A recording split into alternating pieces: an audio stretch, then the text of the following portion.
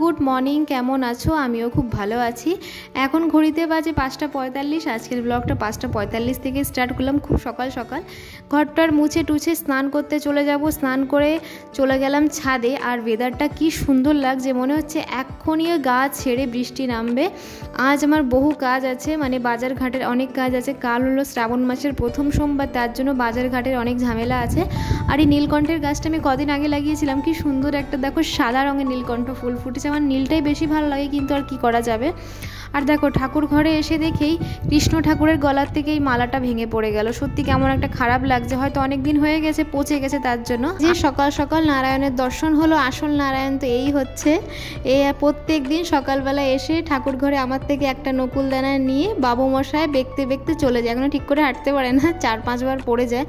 আর আমিও চলে আসলাম পুজো দিদি রান্নাঘরে। এই যে জিরে ভেজানো জলটা খেয়ে নেব, তারপরেই ভাতটা বসাবো। মা আর বৌদি প্রত্যেক দিন যা ভাত খায় সেটা আগেও বলেছি।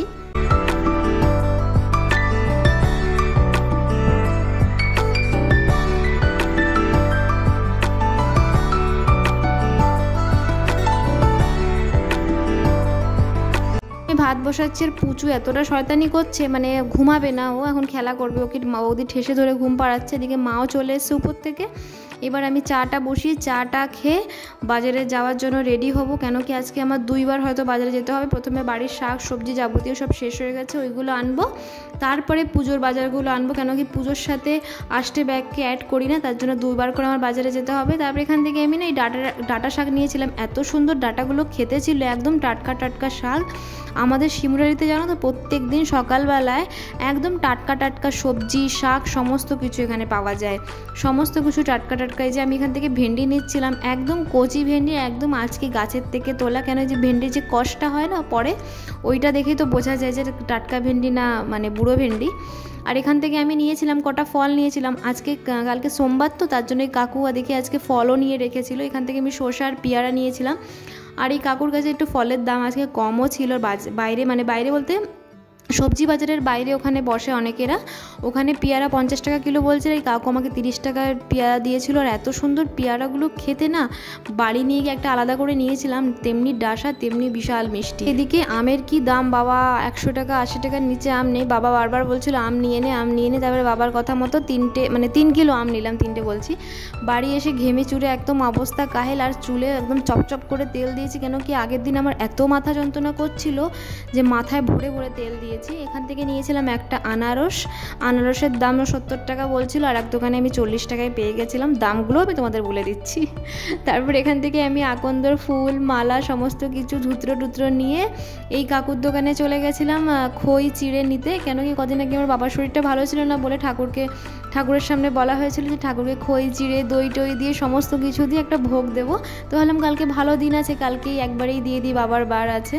তার জন্য এখান থেকে খই নিয়েছিলাম, চিড়ে নিয়েছিলাম, নকুলদানা, বাতাসা সমস্ত কিছু ইত্যাদি নিয়ে চলে গেলাম মিষ্টির দোকানে শিমুরালিতে। এই দোকানের গুজিয়াগুলো এত ভালো করে, যদি গুজিয়া লাল লাল হয় তবেই কিনবেন। কেন কি সাদা গুজিয়া আমার বেসিক্যালি একদম পছন্দ হয় না। লাল গুজিয়াগুলো বেশ একটু মানে চিনিটাকে হয়তো বেশি জ্বালায় বলে লাল হয়ে যায়, তার জন্য। তারপরে ওখান থেকে মিষ্টি নিয়ে চলে গেলাম আটার দোকানে। বুঝতে পারছো তখন থেকে তোমাদেরকে শুধু আমি বাজারটাই দেখাচ্ছি, বাজারে করছি তা করছি, মানে কত কিছু বাজার করলাম, পুজোর জিনিস করলাম। এখন নিতে এসেছি আটা নিতে। আটা কিনে নিয়ে চলে গেলাম আর একটা দোকানে।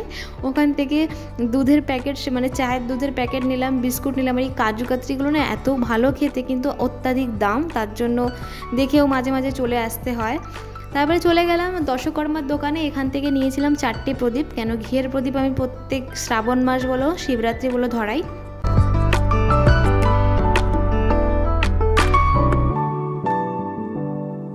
বাড়ি চলে আসলাম। কী নিয়েছি, আনারস নিচের খুলে দেখালাম না, প্রচণ্ড গরম লাগছিল, ভালো লাগছিল না। এই যে পেয়ারা নিয়েছিলাম, শসা নিয়েছিলাম, কাঁঠালি কলা নিয়েছিলাম, সিঙ্গাপুরি কলা নিয়েছিলাম, চিড়ে নিয়েছিলাম, খই নিয়েছিলাম, আটা নিয়েছিলাম, ঘি নিয়েছিলাম, মোমবাতি নিয়েছিলাম, ধূপকাঠি নিয়েছিলাম, অনেক কিছু নিয়ে ফেলেছি কালকে। আর এইবার সমস্ত ফলগুলোকে একটা পুজোর গামলার মধ্যে ঢেলে রাখবো। কেন কি আমাদের বাড়িতে যা গরম, প্লাস্টিকে রাখলে কাল অবধি হয়তো থাকবে না।